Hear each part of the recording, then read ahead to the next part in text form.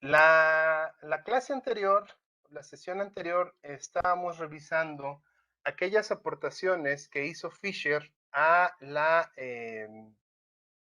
teoría clásica, a la teoría convencional, y al final yo les mencionaba que también, si bien Fisher se dedicó sobre todo gran parte de su vida a tratar de explicar los fenómenos inflacionarios y las razones por las cuales ocurría ese cambio en el nivel de precios, pues también Fisher entró justamente en el tema de las tasas de interés.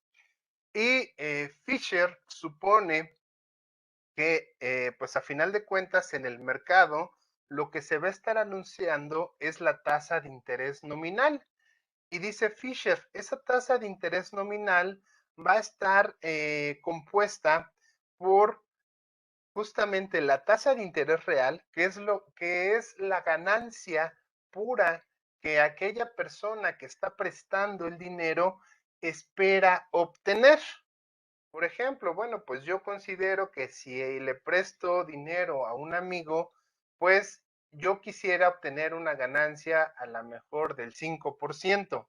Yo, yo quiero obtener, o yo quiero que mi poder adquisitivo sea mayor en un 5% o me permita comprar un 5% más cuando acabe el periodo que establezco con mi amigo, que puede ser a lo mejor dentro de un año, a lo mejor dentro de 5 años, un mes, lo que tenga que ser, ¿sale? Pero obviamente, tanto mi amigo como yo estamos conscientes que no puedo cobrarle solamente esa tasa de interés real que yo deseo.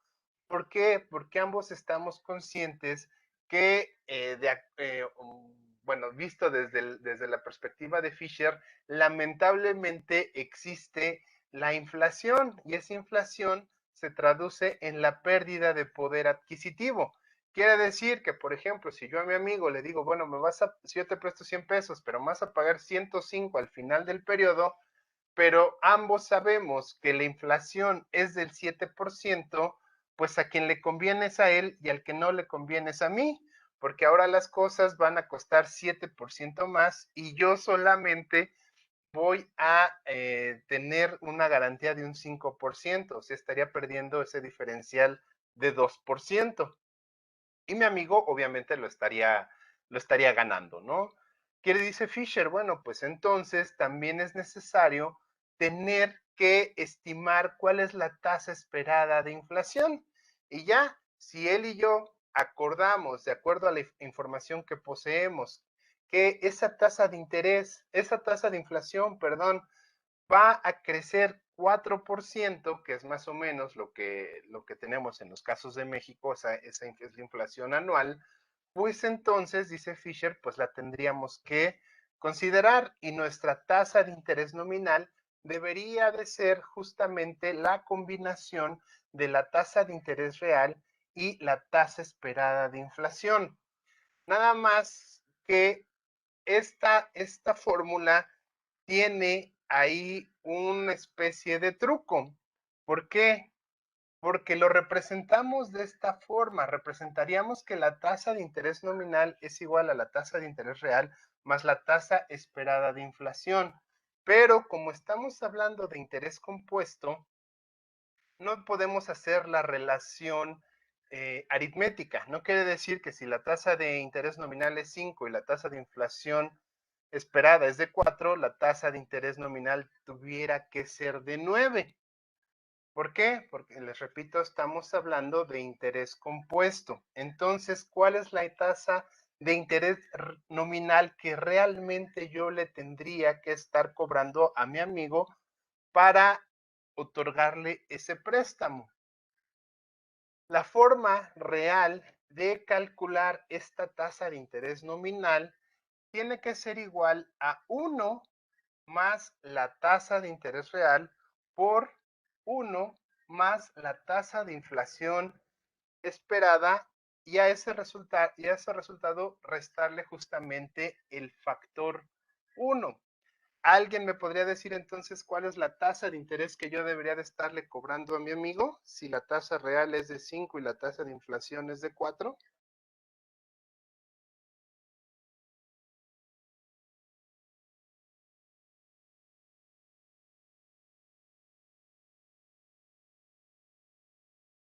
¿Sí o no? ¿O no quedó claro?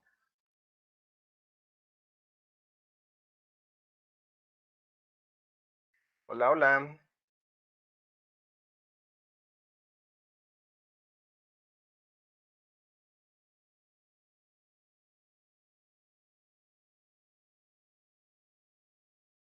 0.092. Ok, la tasa de interés, 9%. a ver, si yo lo hago aritméticamente es 9%, porque sería 5 más 4 es 9, ¿no? Pero de acuerdo con la fórmula, sigue siendo el 9.2. 9.2%, ¿sí?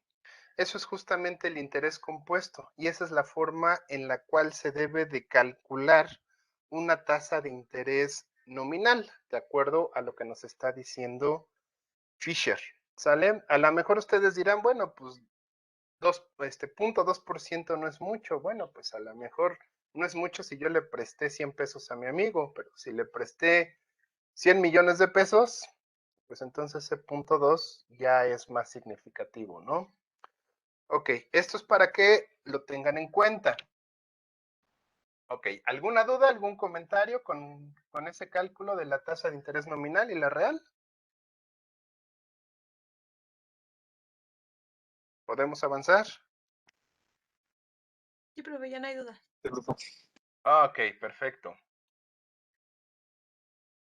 Bueno, de acuerdo a lo que nos dice la teoría clásica, pues entonces la tasa de interés real se va a considerar como una variable exógena que va a depender justamente de la oferta y la demanda de inversión o de la oferta y la demanda de fondos prestables, como lo quieran ver, del lado que ustedes lo quieran ver.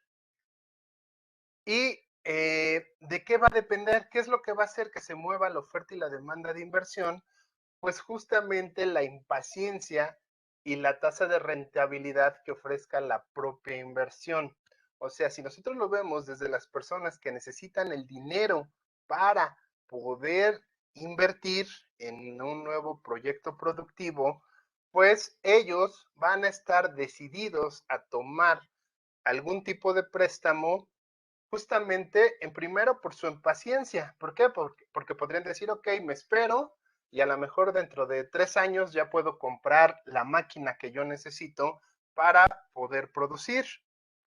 O pues justamente esa impaciencia y esa situación de competencia perfecta, que también es otro supuesto clásico, pues diría que si yo me tardo en comprar esa máquina, probablemente alguien más lo haga y entonces me saquen del mercado. Entonces, es esa necesidad de mantenerme en el mercado lo que hace que yo, si bueno, en el caso de que yo fuera un empresario, de que yo tenga que comprar la máquina ahorita.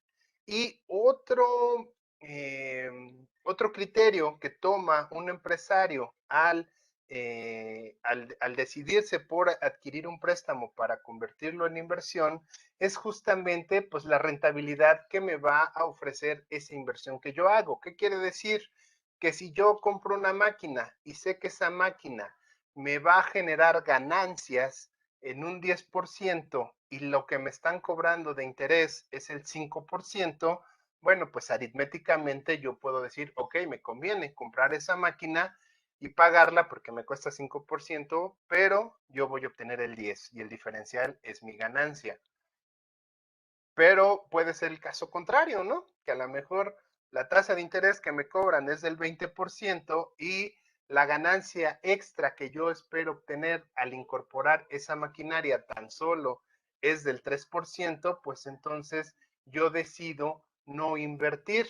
Y al momento de yo evitar invertir, lo que voy a hacer es a presionar a que la tasa de interés obviamente disminuya hasta un nivel que ya sea conveniente. Obviamente esto pensado de forma macroeconómica. Debemos de recordar que en la teoría clásica la forma en la cual se comporta la microeconomía es la misma forma en la cual se comporta la macroeconomía. Quiere decir que como actúa un individuo, la teoría clásica nos dice que como actúa ese individuo, actúa toda una sociedad, ¿sale? Entonces entenderíamos que eso es lo que estaría sucediendo como sociedad. Y justamente esta tasa de interés real es lo que se va a estar negociando entre los que ofrecen el préstamo y entre los que lo requieren para invertir. ¿Vale? Ok. Ahora bien, bueno, vamos a hablar del siguiente tema, que va muy de la mano. Fisher habla de lo que se conoce como la paridad de las tasas de interés. Y Fisher nos dice, bueno, ya debemos de considerar al mercado internacional donde va a existir una amplia variedad de tasas de interés nominales. ¿Y qué quiere decir? Que, que ya cuando nosotros vemos hacia afuera, podemos darnos cuenta, por ejemplo, si nosotros somos ahorradores, que nuestras posibilidades de ahorro no quedan única y exclusivamente dentro del país, sino que nosotros podemos tener la posibilidad de poder invertir en otras partes del mundo que obviamente van a ofrecer distintas tasas de interés nominal. Sin embargo, Fisher supone y plantea que existe una especie de velo o de trampa en esas tasas de interés nominal que aparentemente son tan variables. ¿Por qué? Porque dice Fisher, hay que observar que aquellos países que van a ofrecer las tasas de interés más altas, en realidad lo que están compensando es el efecto de la devaluación de su propia moneda o bien el efecto inflacionario. Por lo tanto, nos dice Fisher, cuando nosotros revisamos las tasas de interés nominal, ya vista desde una perspectiva internacional, quedaría de la siguiente forma. Nos dice entonces que ahora la tasa de interés nominal va a ser igual a la tasa de interés real más la tasa esperada de inflación más una tasa que se considera el riesgo país, que sería qué tan confiable o qué tan estable es esa moneda. Y nos dice Fisher, pues por eso podemos entender que las economías en desarrollo son las economías que están ofreciendo tasas de interés más altas. ¿Por qué? Porque si yo supongo, por ejemplo, que estoy viviendo en Estados Unidos y la tasa de interés que me ofrecen es del 1%, pero la comparo con México, que México me está ofreciendo el 4%, dice Fisher, por ejemplo, al final de un año, ese diferencial de 3% entre la tasa de Estados Unidos y la tasa de México se va a compensar por una devaluación o por una pérdida del poder adquisitivo de la tasa de interés en México. Entonces, cuando en México me paguen ese 4% y yo lo quiera convertir esos pesos de nuevo a dólares, en ese momento voy a tener exactamente la misma ganancia que si hubiera invertido aquí en Estados Unidos. Y nos dice Fisher, bueno, pues al igual que en el ejemplo anterior, el cálculo real de esa tasa de interés nominal ya vista en un mercado internacional es igual a 1 más R por 1 más pi por 1 más rho. Aquí me falta ponerle menos 1 para quitarle el factor del 1 y ya con eso tendríamos el cálculo entonces de la tasa de interés. Ok, ¿queda entendido este punto de Fisher de la paridad de las tasas de interés? ¿O no queda claro?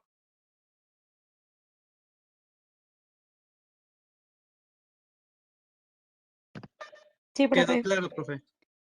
Ok, entonces, por ejemplo, hoy en día nosotros entendemos por qué Venezuela está ofreciendo una tasa de interés del 75%, por qué México ofrece una tasa del 4% y por qué Estados Unidos realmente ofrece una tasa del 0%, ¿no?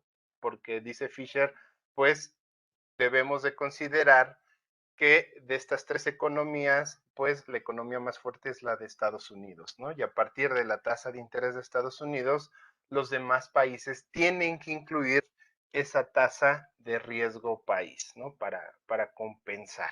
Eso es lo que nos dice Fisher.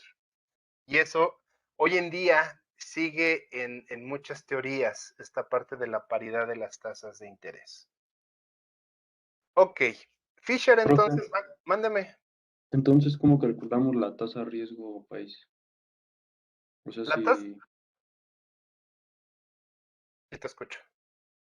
No, mejor lo escucha usted. Ok, la tasa riesgo país, bueno, cuando lo hizo Fisher obviamente no había mucho cálculo. Fisher argumentaba que los propios países que ofrecían esas tasas elevadas era porque ya de manera predeterminada ellos ya estaban considerando que iban a tener una especie de devaluación que nivelara esa tasa de interés. Obviamente, bueno, pues aquí dependería del cálculo que hicieran esos países y de qué tan cierto fuera, ¿no? Porque a lo mejor incluso ellos podían ofrecer una tasa de riesgo país más baja en comparación con con lo que realmente sucediera. Digo, en México en ese tiempo no había un problema hasta, podríamos decir, hasta la década de los 90, no había mucho problema. ¿Por qué? Porque se sabía que justamente cada que acababa un sexenio venía una devaluación, ¿no? Entonces ya más o menos estaba como que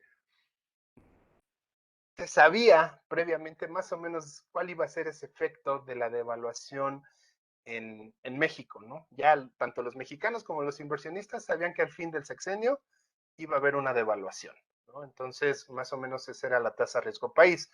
Hoy en día, ya en teorías más modernas o más contemporáneas, la tasa riesgo país la impone las propias calificadoras. Hace rato que como les hablaba de los fondos indexados, pues al igual que estas calificadoras evalúan las bolsas, evalúan también el riesgo de los países y cada una tiene su metodología. Por ejemplo, pues tenemos Standard Poor's, tenemos Moody's, tenemos Finch, tenemos Morningstar, tenemos varias calificadoras, ¿no? Y estas calificadoras, pues, por ejemplo, en el caso de Standard Poor's, si no estoy confundiéndome, ellos ponen letras, ¿no? Entonces, el instrumento de menos riesgo son aquellos que tienen evaluaciones AAA más. Y bueno, ya después vienen las AAA y luego AA más y así, ¿no? Y luego que hay AA menos. Y en el caso de México, pues hoy en día ya nos encontramos en una triple B más, ¿no? Entonces, y por ejemplo, Venezuela, pues ya se encuentra en una situación de triple D.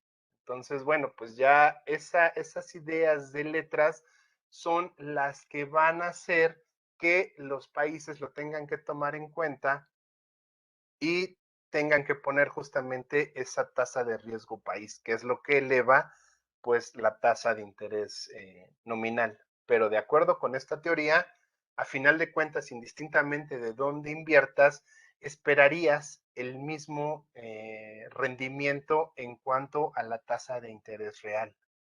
Eso es lo que nos dice esta teoría. ¿Sí quedó claro? Sí, Sí, profe. gracias. Ok. Entonces, bueno, pues Fisher nos dice, pues no es así como que muy diferente donde se invierta. Se esperaría que al final de un periodo de inversión se tendrían los mismos rendimientos reales y por lo tanto, dice Fisher, pues entonces resultaría siempre más conveniente invertir en un país con baja inflación y con una divisa que conserve de mejor manera su poder adquisitivo.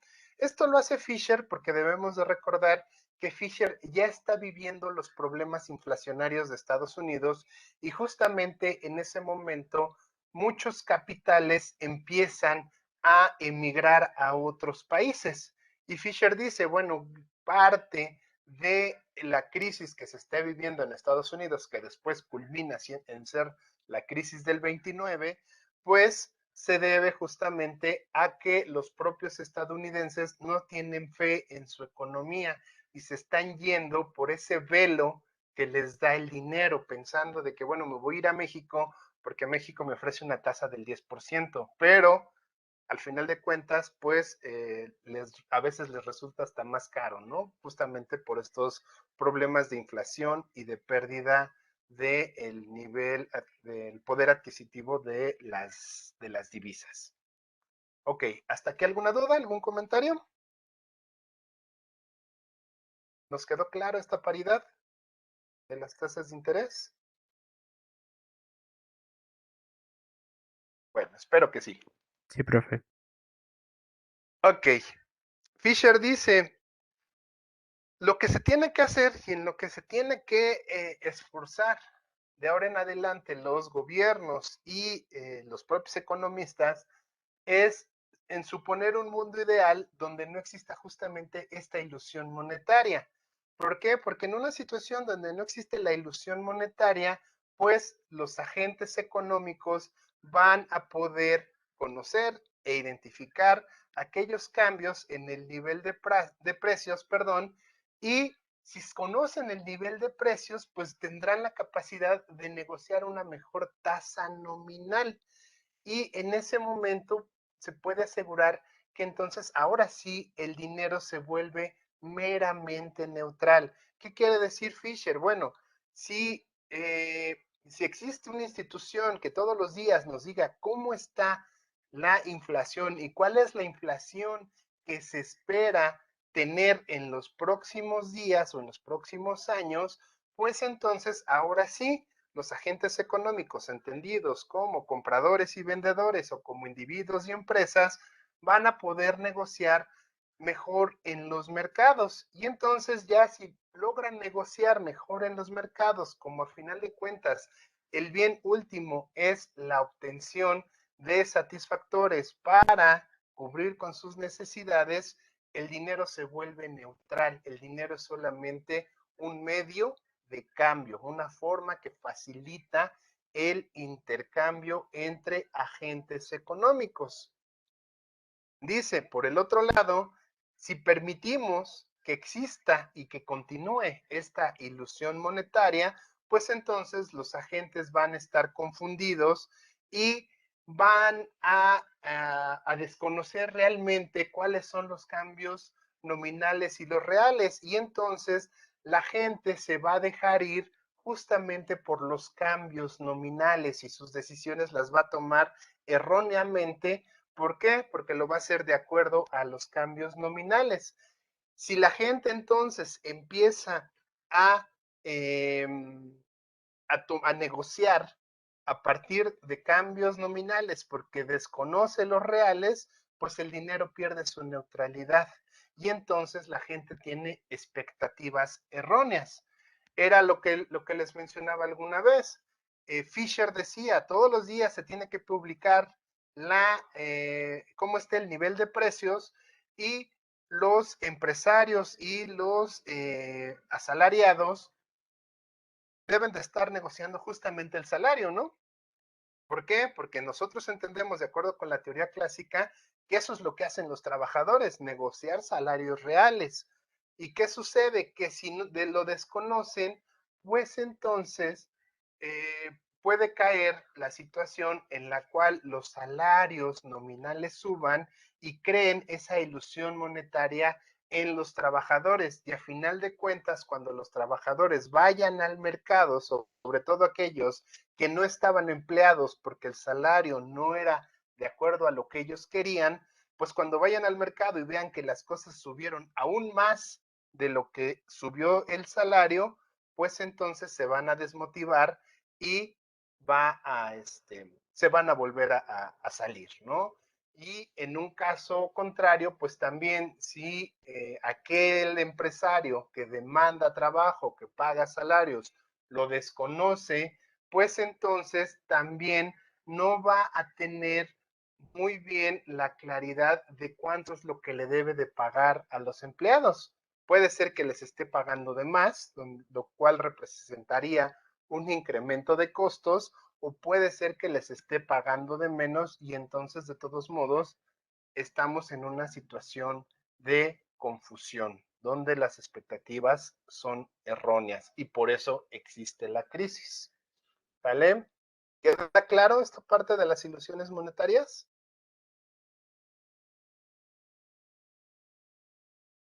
Sí, profe. Ok. Bueno, pues entonces, esto es lo que establece Fisher. A partir justamente de esto, pues es que hoy en día nosotros vemos que todos los días el Banco de México está publicando la inflación y los periódicos especializados también todos los días están publicando cuál es la inflación, cuál es el nivel de inflación, a partir justamente de esta idea. La teoría supone que todos los agentes económicos, que todas las personas, que todas las instituciones, todos los días estamos revisando esa información y a partir de eso estamos negociando. Hasta ahí se queda la teoría clásica, ¿no? O la teoría de Fisher. Ok, bajo el supuesto entonces de pleno empleo y en el largo plazo, nos va a decir que las variables de producción y de empleo van a ser independientes de los precios y a final de cuentas el dinero se queda como algo neutral. O sea, dice, independientemente de la ilusión y de las expectativas que hagan los individuos, de todos modos, en el largo plazo, estas variables, tanto la variable de producción como la de empleo, van a buscar maximizarse hasta el punto óptimo. Y entonces, a lo mejor en el corto plazo tendremos variaciones, pero cuando la gente, por ejemplo, que se contrató a un salario esperando tener mayor poder adquisitivo y se desilusionó y se dio cuenta que eso no era cierto, pues entonces se saldrá y de nuevo el empleo, la oferta de empleo se volverá a ajustar y al ajustarse ese mercado de empleo se ajusta de nuevo otra vez la curva de producción. Recordemos que la curva de producción o del producto total se va a determinar justamente de acuerdo al mercado de trabajo, a donde la oferta y la demanda de trabajo se intersecan, ¿no? Y justamente ahí donde cruzan es lo máximo que se puede producir. Entonces dice Fisher, pues a largo plazo, de todos modos, estas dos variables van a quedarse en un nivel de pleno empleo. Y el dinero, pues lo único que va a demostrar es que se vuelve neutral y lo único que ocasionamos fue un incremento en el nivel de los precios. Sin embargo, de aquí a que llegamos a largo plazo, pues tanto la producción y el empleo van a estar teniendo una relación directa con la tasa de inflación. ¿Sale? ¿Ninguna duda? ¿Todo claro? Sí, profe. Sí, profe.